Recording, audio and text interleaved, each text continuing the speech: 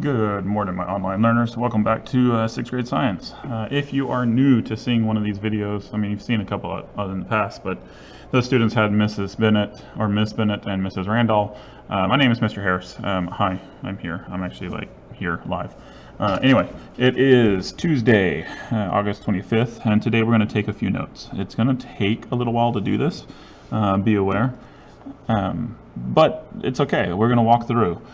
During this first unit, we are going to be looking at elements and compounds.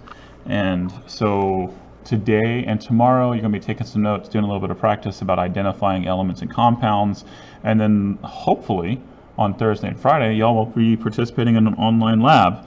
I do have to get the lab converted because right now it's a paper, because that's what I did last year. I have to make it to be an online lab. So let's get started with today's notes. First, you need your journal. This is y'all's online learners.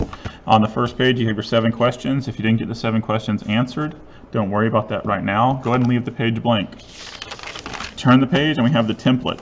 This was set up in your journal, so if you have not set your journal up, you need to do that now.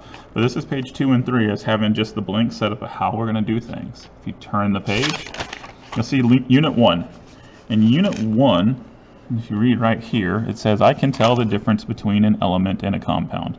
That's what we're working on. That's the very first piece of information you're going to be learning today, or this week, I should say. So here we go. Notes.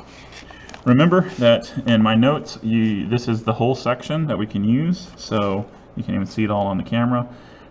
We will not take more notes than this, but we will use the entire page. So that also includes a space up here.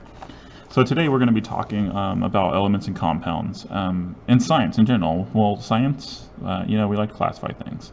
We like to sort things. So first, I'm going to do some in pen, some in color pencil. I've got all kinds of stuff to do. I like color. Hopefully y'all like color because my notes tend to be in a little bit of color.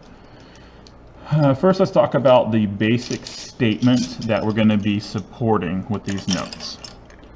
The basic statement. So the very first thing that we're going to be saying is that we have 2 ways. So we have 2 main ways to classify. Classify is a sciencey word. It just means to sort, like you'd sort Legos by color or by size or shape.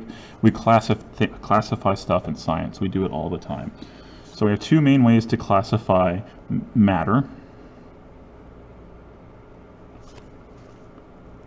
Matter is anything that takes up space and has mass. 1 and 2. First, we can classify it by the physical state. Physical state. And this is review from elementary school. The physical states of matter are liquid, solid, or gas. That's easy to do. Solid, liquid, or gas. I bet you can do that now. I know you can do that now. Number 2 is where we're going to spend our time today. Number 2 has 3 pieces.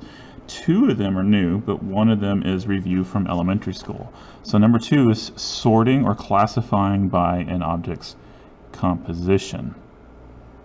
That's what it's made up of. And the 3 categories or classifications of composition are element, compound,